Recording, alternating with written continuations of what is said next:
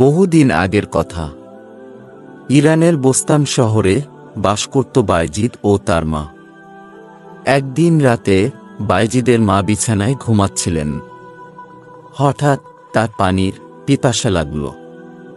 বিছানায় শুয়ে ছেলেকে বললেন, বাবা, আমাকে একটু পানি দাও। মাকে পানি দিতে বায়জিদ ঘরের কোণের কলসির নিকট গেল, কিন্তু দেখল কলসিতে পানি নেই। এত রাতে দূর থেকে পানি আনাটাও সহজ ছিল না। আবার মায়ের পিপাসার কথা ভেবে সে ঘরে থাকতে পারল না। তাই খালি কলস নিয়ে ঘর থেকে বের হলো পানি আনার জন্য। অন্ধকার রাতে দূর থেকে মায়ের জন্য পানি নিয়ে আসলো বায়জিদ। গ্লাসে পানি ঢেলে তার মায়ের কাছে নিয়ে এলো, কিন্তু ততক্ষণে মা ঘুমিয়ে পড়েছেন। মাকে ডেকে তার ঘুম ভাঙানো ভালো মনে করল না বায়জিদ।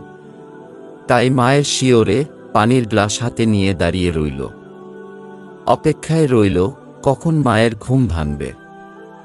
শেষ রাতে তাহাজ্জুদ পড়তে উঠলেন বায়জিদের মা। দেখলেন ছেলে পানির গ্লাস হাতে করে দাঁড়িয়ে আছে। তখন তার মনে পড়ল পানি চাওয়ার কথা। ছেলেকে বুকে জড়িয়ে ধরলেন তিনি। দুচোখ বেয়ে জল গড়িয়ে পড়ল তার। সন্তানের প্রতি খুশি হয়ে দুহাত তুলে পরম দয়াময় আল্লাহর দরবারে ফরিয়াদ করলেন, হে আল্লাহ, তুমি আমার বায়জিদকে তোমার ওলি হিসেবে কবুল করে নাও। মহান আল্লাহ তাআলা বায়জিদের মায়ের দোয়া কবুল করলেন।